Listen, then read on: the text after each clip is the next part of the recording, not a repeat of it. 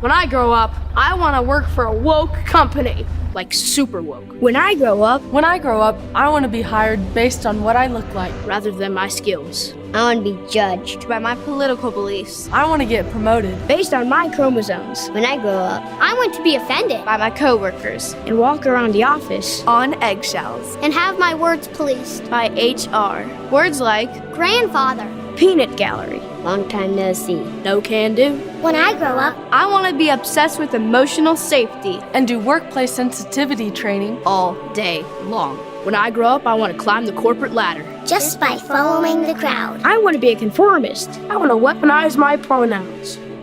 What are pronouns? It's time to grow up and get back to work. Introducing the #1 woke-free job board in America, redballoon.work.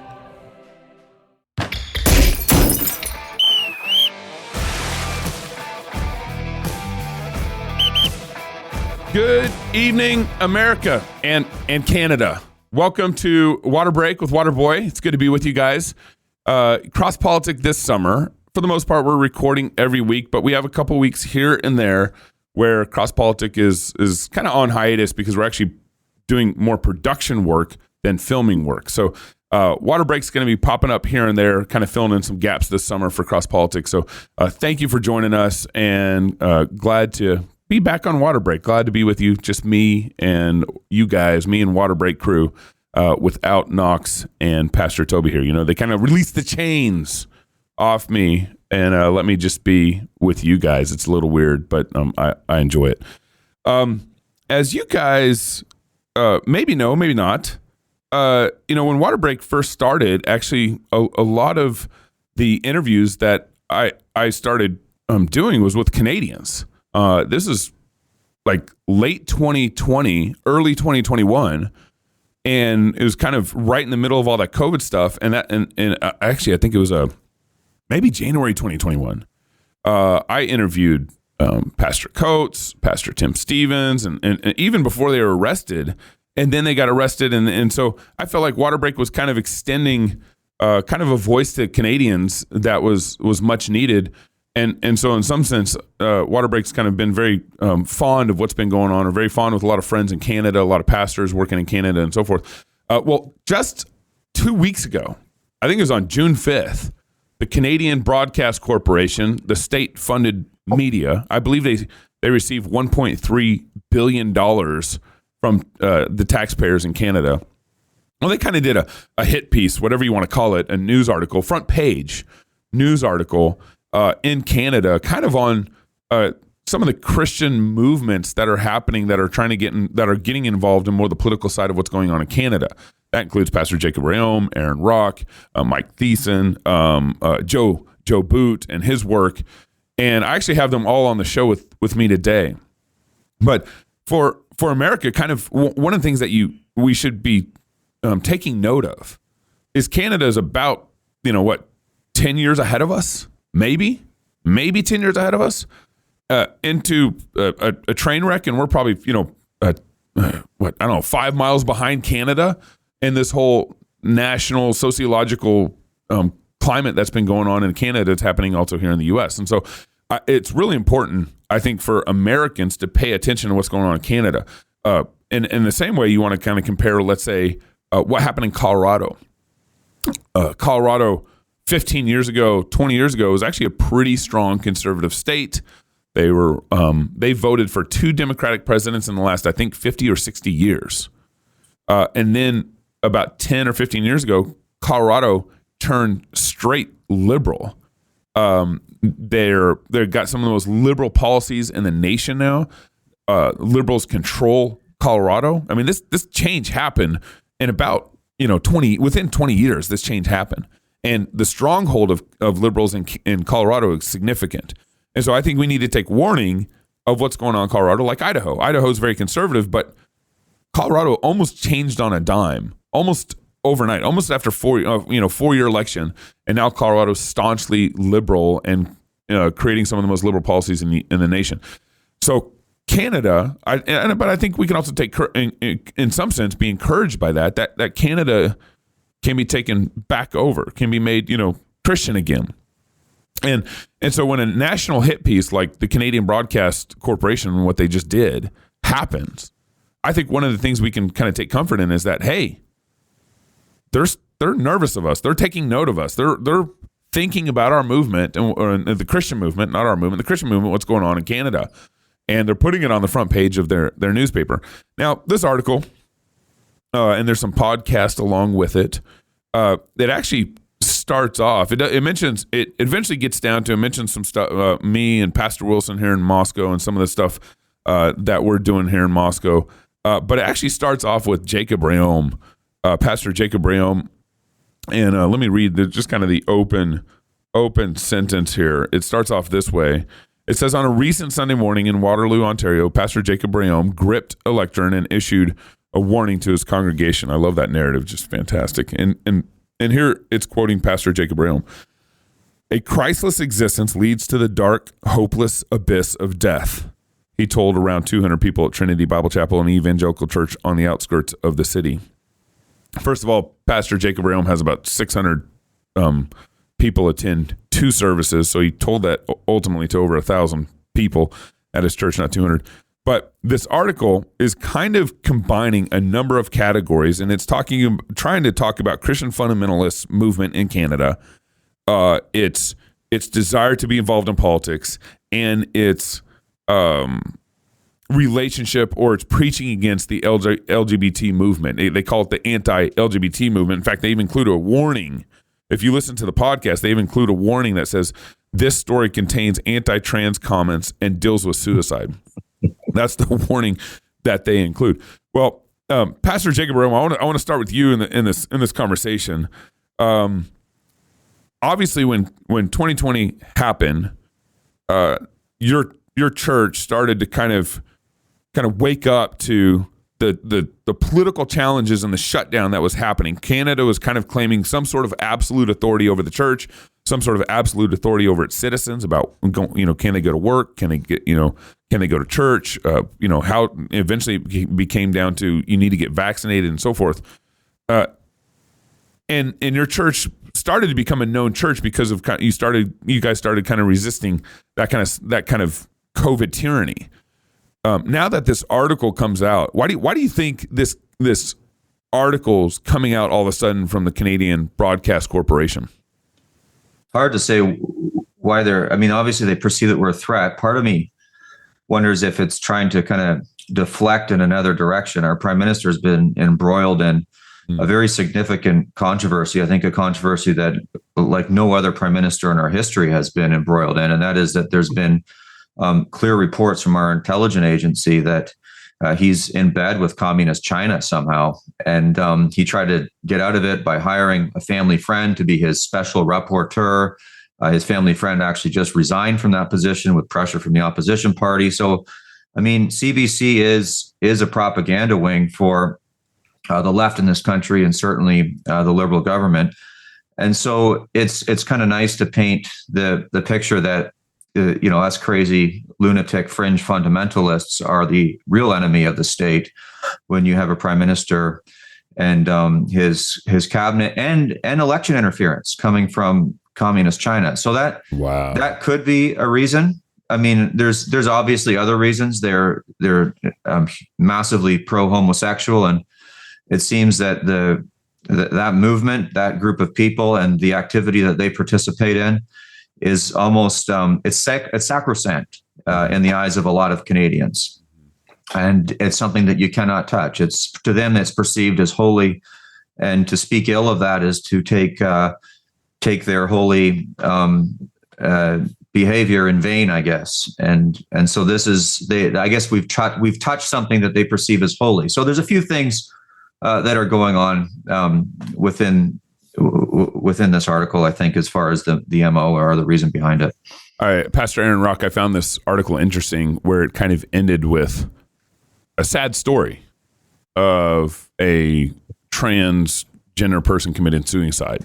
To me, that was, that's not journalism. It's trying to pull at your sentimental strings of what's going of what's going on in society, but trying to also kind of tie that into you guys, in some sense, the Christian movement in Canada, where it's like, you are anti-trans, this guy commits suicide, and they don't say this, but they're almost insinuating that the church is responsible at some level for these suicides happening in the LGBT community. Well, I mean, this is the original lie, right? That God isn't good, that somehow God is a cosmic killjoy, that he's holding out on you, that if you just take the fruit, you'll be like God. You know, at the root of all sin is this notion that God isn't good and that he's holding out. And we certainly rail against sin. I mean, transgenderism is a sin. Homosexuality is a sin. We're not going to apologize for that. Mm-hmm. But we speak out against sin to guard the holiness of God, but we also have a heart for people. We are pastors. We love people. And having children chop their body parts off, or people participate in sexual conduct that brings disease and destruction of their physical bodies, is a concern for us. Mm-hmm. So the reality is, I can't speak to the specifics of the situation of this one person that took their own life. Certainly. But we know statistically that there's a heightened increase for people that participate in, non-creational sexual sin, that not only does it bring about greater disease, but it also pushes them towards, a hopeless existence. And so it's not uncommon to hear of people taking their own lives because of situations like this. Gabe, I can provide some context for that. Please. That particular situation, because it was my sermon that this particular journalist visited, and where I brought up the suicide of this person. And so about that week, I was actually, in the course of my preaching, I was speaking on suicide that weekend. So I was on the suicide of Judas as I was continuing through my Matthew series, and someone sent me an article from a local newspaper talking about this person who had committed suicide. And the individual, it was a lady who declared that she was a man, was a student at Redeemer University, which is a university just south of us and is a large Reformed university, at least historically. Wow. And the article subtly attempted to pit the suicide on the school because of their Christian beliefs. And so and then somebody sent me a screenshot of one of this person's last Instagram post, which was celebrating her full mastectomy is a trans conversion to become like a man. Yeah. And so the suicide actually took place within about 2 weeks of her chopping off her breasts medically. Wow. And that wasn't even mentioned in the article. No. And so it's a tragic, terrible, and in many ways disgraceful situation on many levels. It's sad for the family. It's sad for the person who killed herself. And it's disgraceful for the way that it was represented and handled on several levels. So that was brought up in my sermon. And then, and what I said was, I revealed what the journalist in the Hamilton Spectator, the article in question of, the sermon that I addressed it in, mm-hmm. I revealed what they left out. And that was that the surgery had taken place about 2 weeks before, but they didn't mention that. So, that's incredible. But they pit it on a Christian university, as opposed to saying, well, maybe there's something else going on here. And this is an individual who killed herself after mutilating her body and woke up one day and realized, boy, that might have been a bad decision. Well, jacked up on all kinds of hormones. Wow. Michael, I'm going to bring you here in a minute, but Joe, it's funny to read a lot of the article and how it mentioned Reconstruction. The person, Jonathan Montpetit, seemed to know little about Reformed theology. I doubt he could even define what Reconstructionism really is. And it seemed like the article kind of really went after you guys at the very beginning, talking about how you're like this massive think tank with this massive financial budget, the Ezra Institute. How did that play out with you in terms of you even wrote a response to this whole article? You want to talk about that? Sure.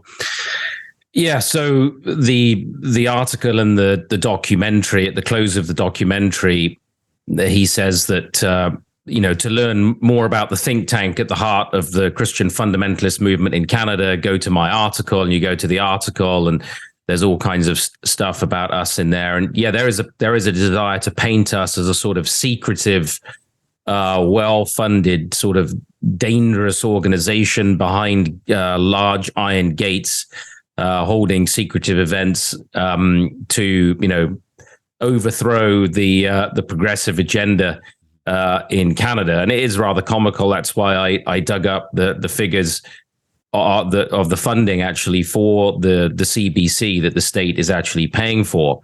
If you actually look at the annual budget of the Ezra Institute, which is less than $1 million, quite considerably less, and then you look at the budget of the behemoth, the CBC, it's farcical. But as I point out in the article, when you've got the Lord on your side, if God is for us, who can be against us? And you might be just a small group of pastors and leaders and a small Christian think tank. But if you're speaking the truth, we may be small, but we carry a very big stick, because it's actually God's rod and staff that we carry as God's people, as prophets, priests, and kings. I mean, the Ezra Institute was founded in 2009, so we're in our 15th year now.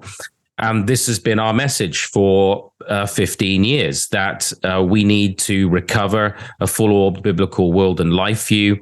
We need to recognize again the lordship of Jesus Christ and apply the comprehensiveness of his law word to our lives. And the last few years, I mean, we began pretty much in a broom cupboard in my church plant in downtown Toronto at the time, Westminster Chapel. And we've grown from there, but it was in the last few years when we saw this massive state overreach and the incredible violations, the almost unbelievable, really unprecedented violations of sphere sovereignty, of the freedom and liberty of the church and of the family. That in people's minds, suddenly the message of the Ezra Institute appeared a great deal more relevant to them than it perhaps had before. It was easy to sort of write us off as a sort of niche ministry for intellectuals, sort of, inclined that way. And all of a sudden, the issues that we were speaking about became front and center. So they pick up on a few phrases very, very quickly. They mention fundamentalism, nationalism, and reconstructionism, and you can see that they're using these terms pejoratively first, right? And in ignorance, they don't actually define any of them in the article. They get fundamentalism all wrong, which was a late 19th, early 20th century movement amongst Presbyterians, Baptists, Methodists to affirm the fundamentals of the faith against liberalism. Right. And that was against liberal theology that was invading the churches. But of course, fundamentalism in America, as you well know, Gabe, over time kind of shifted into a culturally retreatist, Zionist kind of dispensational movement that actually rejected the sort of earlier evangelical model of cultural transformation and engagement. Right. So they're muddled there. Then they try and sort of put nationalism as a political ideology on us. They don't define it. They don't talk about the different nuances of meaning of the nationalism or nationhood. And the goal, of course, is to just invoke the image of skinheads shouting racial slurs and fundamentalists, sort of radical, just like Islamists. So, Islamic Sharia, here's the Christian version, look at them. And then they pick up this tag Reconstructionism, I think probably from another organization in Canada, an anti-hate network, so-called, that again has government funding. And they decided to pick up on this so that they could tie us to our American friends, guys like Doug and yourself, and earlier thinkers and people associated with the desire to apply biblical faith to all of life, including politics and culture. But of course, he admits even actually that I think in the article that he hadn't even heard of Reformed Christianity prior to doing the research. So if you haven't even heard of it, and then you wade into complex discussions about essentially the Reformed confessions, the history of Reformed thought going right back to John Calvin, and think that you're going to dispense with it in a CBC article, you're deluding yourself. So the goal there was really to stigmatize the movement in Canada, to say these are extremists. Basically, that's what fundamentalism means in the minds of Canadians. Right. That they are nationalists. That is, they're dangerous xenophobes. And they're reconstructionists. So if anybody does their little Google search, they can find that we're this sort of radical branch of Calvinism. John Stackhouse, to be fair to him, is cut very short in the article. In the podcast, actually, the radio program, he sounds almost sympathetic in the short section that he's actually given. But so it's one of those articles where they're hinting at things that are partially true. Yeah. But they don't have the understanding, the knowledge, or the ability to really enter that discussion. And the goal is not to bring understanding and light; it's to stigmatize, so that people might be able to just label us and dismiss us as quickly as possible. But I think it's backfiring. I mean, the feedback that I've been hearing from people across the country and in the US has actually been that. Aaron and Jacob and Michael have all come across really well, and so has the Institute, and our responses have been measured and sound and impressive. And I think people see through the CBC as Jacob said, the propaganda arm of the Liberal federal government.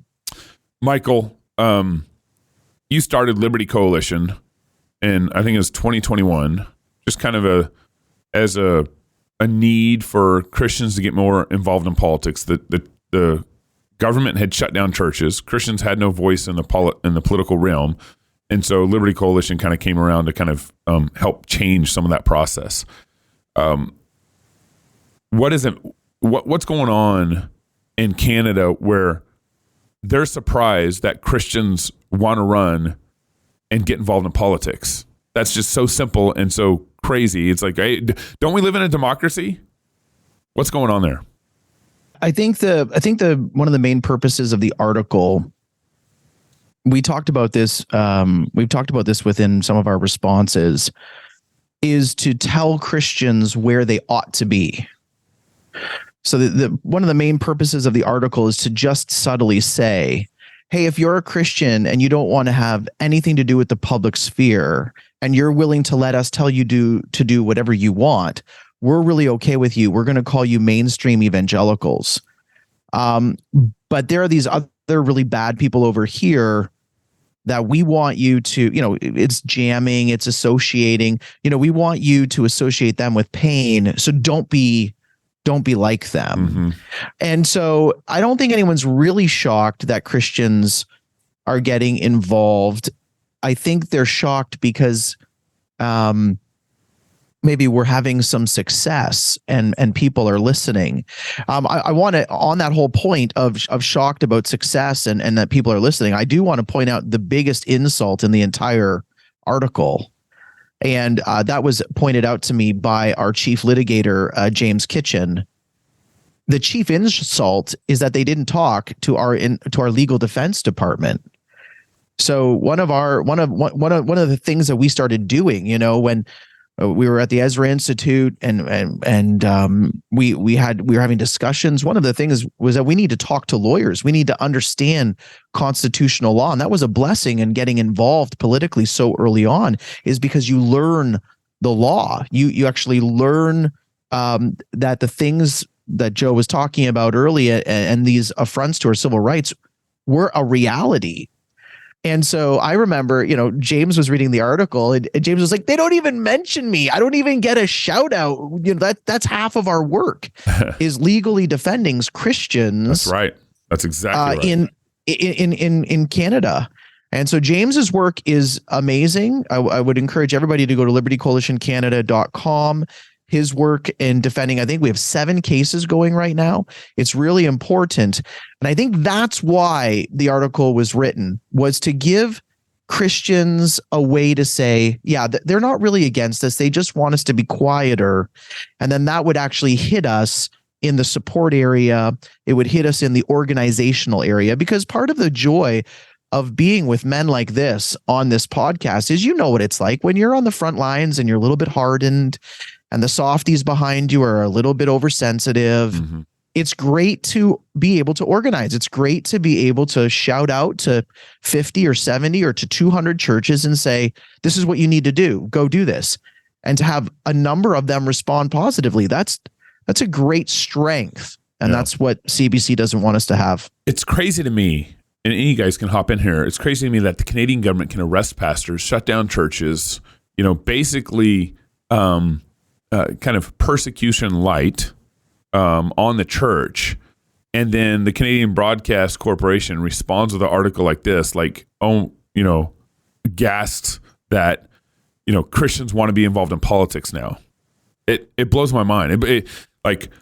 Why don't you do a report on the government persecuting the church?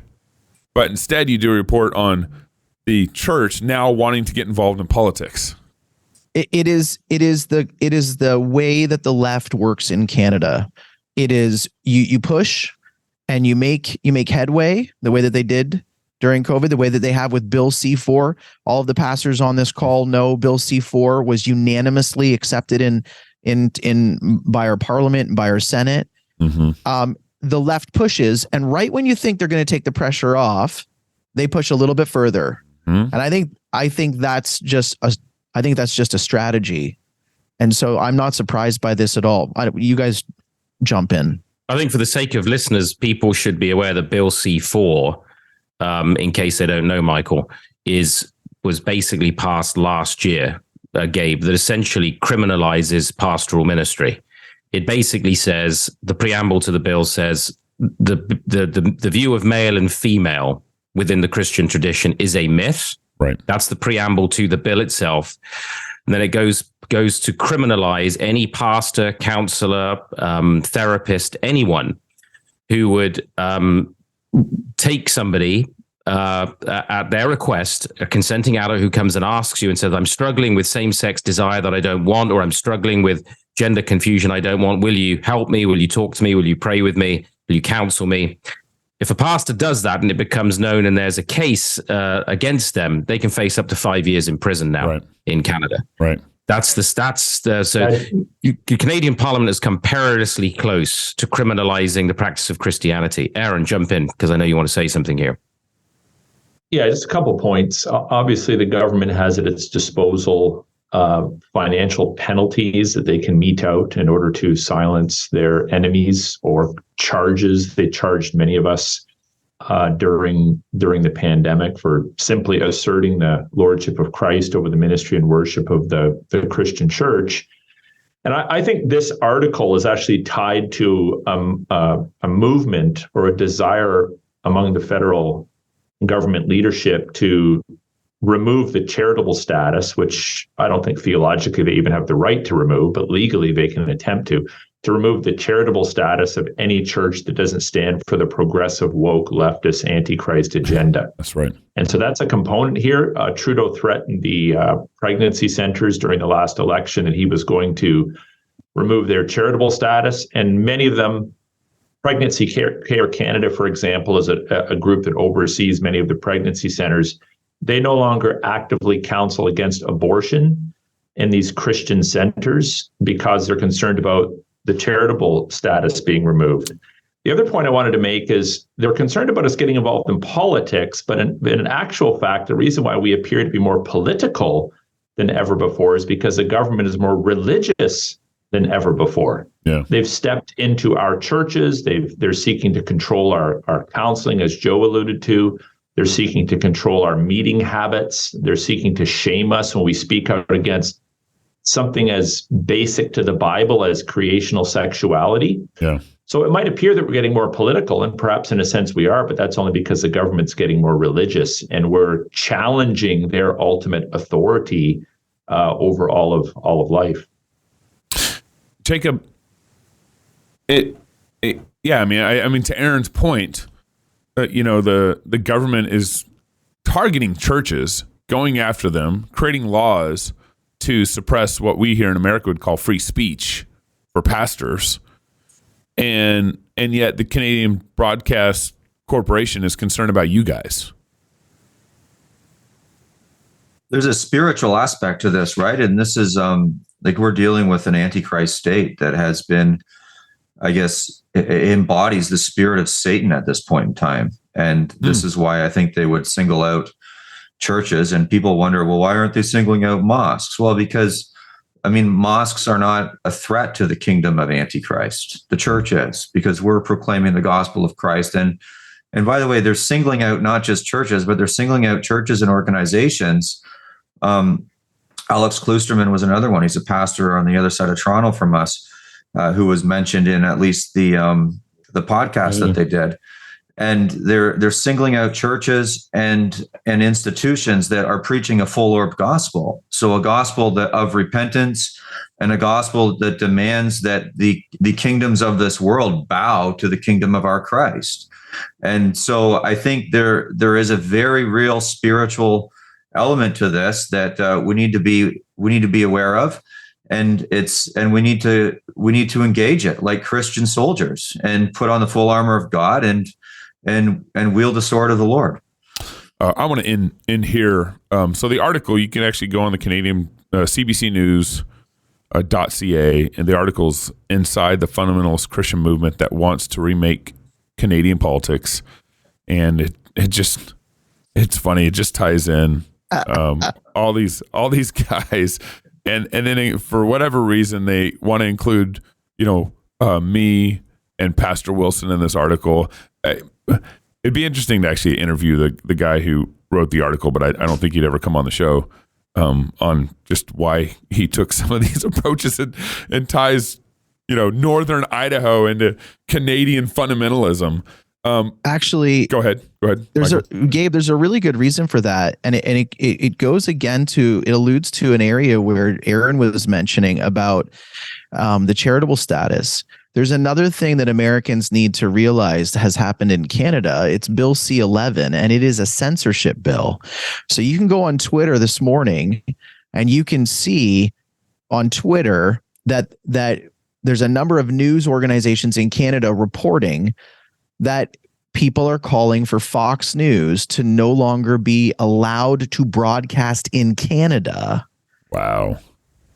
So the reason why they're linking us to you, not only because of our friendship and your grace by bringing us on and allowing to hear our stories during COVID, but because that bill is linked, the censorship of that bill is linked to Canadian content. So if they can try to demonstrate that the content that we at Liberty Coalition Canada are producing, or Aaron's podcast, or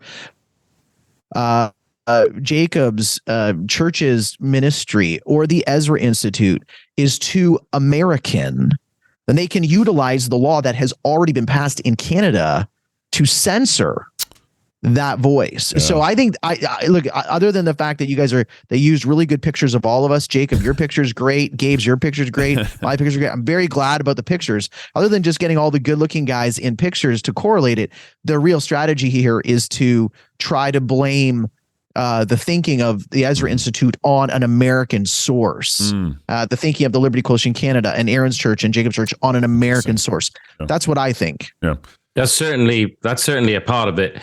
The two American fellows of the Ezra Institute were mentioned in the article. Interesting. I was quite surprised who they picked up. There was Jeff Durbin. Yeah. And also Jeff Ventrella, who was for a long time the director of training for ADF at the Blackstone Legal Academy, because some wingnut lefty group had called the ADF one of the most prestigious, civil rights organizations in America, is identified as a hate organization by some lefty kook group in the United States. I think Michael's right. If you can tie. And by the way, I said in my article, we're not in the least bit embarrassed by our friendships and relationships with our like-minded American brothers and sisters. We're thankful for them. We're proud of those, and we're glad that we have opportunity to work together. But I think Michael's got a very interesting angle there in saying that, because this is not just for the benefit of listeners. This law does not just apply to mainstream media outlets like Fox News, perhaps, but it applies to user-generated content as well. So what that essentially does is gives the Canadian government the right to look at, say, Jacob's Church's website or Aaron's Church's website or the website of the Ezra Institute and say, this user-generated content is insufficiently Canadian. It's not sufficiently. It's hate content, and it needs to be shut down. And I do think that is the trajectory they're trying to move towards. Is how can they shut down the free speech of pastors, Christian organizations, and this is one way of trying to justify that. Pastor Jacob, I want to end here with you. What's encouraging about this attack? What's encouraging about what's going on in Canada? To me, I've definitely pontificated. I've definitely kind of thought about, man, if I was a pastor in Canada, would I be leaving? That question, has crossed my mind. Why do you see maybe this article is actually encouraging to you in your ministry and what's going on in Canada? Oh, no, I will not be leaving. And I think that there's the field is white unto harvest. So, I mean, the fact that those who are preaching a full orb gospel, the gospel of the kingdom of God, are now in the spotlight from our national broadcaster, the propaganda arm of our federal liberal government. I mean, to me, that's a compliment. It tells us that something is being done right and proper and good among us. And I think when I first saw the article, I mean, I think I was like, sweet, this is great. Praise the Lord, because it's bringing very important issues to the fore that need to be discussed. And I mean, they can't accuse me of being American. Like my family's been in this country since the 1640s. So like I'm anything but American. I get, so I don't know, maybe that's part of the issue. There's American influence in there. And as Michael said, and I believe that's actually in there, but they're not going to be able to do that with me. And I'm preaching a gospel that is consistent to what pastors preached in this country 150 years ago. Right. So, and if anyone's messaging is un-Canadian, it's the people who are getting their sexual education that originated in downtown San Francisco in the 1960s. That's right. And now is mainstream and being propagated. Sex education from San Francisco is being propagated by our broadcaster, and they're flying a flag that was designed in San Francisco, the rainbow flag. So that, if anything's American, that is, but it's certainly not the gospel that I'm preaching. That's awesome. Aaron, any final comments, Aaron? Well, I just want to point out for those that may not know that the CBC fully admitted to the fact that they infiltrated our churches with secret recordings. And so right there you have dirty pool being played. Their tactics are less than friendly, less than conciliatory, and so they're really framing themselves up as our enemies. Ultimately, we hope that our witness will impact them, and perhaps some of these people might even come to a saving knowledge of Jesus Christ. But our intention is to continue to remain faithful. We're not in any way, shape, or form dissuaded from our mission. If anything, these sorts of pieces just galvanize our resolve, and we're grateful to the Lord for them. Thank you, gentlemen. Thank you, gentlemen, for coming on Water Break. Appreciate you guys. By the way, I love my American brothers and sisters, Gabe. I know I said the gay flag originated there, but that is the land, the sweet land of liberty, and I am grateful for all of you. Yeah, I know Jacob. Okay. Don't worry. Californians say they're from the good part of California. Yeah. They all know that there's some problems going on. The in land that of state. Fruit and nuts, right? Oh man, isn't it the land of prune pickers at this point? All the grapes are drying up. All right, y'all. Thank you for coming on Water Break. As I said at the very beginning of the show, those who are tuning in, our Cross Politics schedule is just a little different this summer, but we got a lot of great content coming out. We got our new app update starting July 1st. There's a lot of entertainment content that we're starting to work on, so stay tuned. Thank you for your support. Thank you for your support. And until next time, go fight, laugh, and feast. This is the Water Break with Waterboy. No matter where you grew up, we all grew up in the same place, this America, the land of the free and the home of the brave. the land they handed down from generation to generation, and now people are trying to tell us that our forefathers were a disgrace. You know, the ones who gave their lives tilling frontiers into cities, plains into skyscrapers, and turning deserts into gardens. We build on the shoulders of our forefathers. We don't trample on their graves, because the old paths they cleared paved the way for us to greater heights.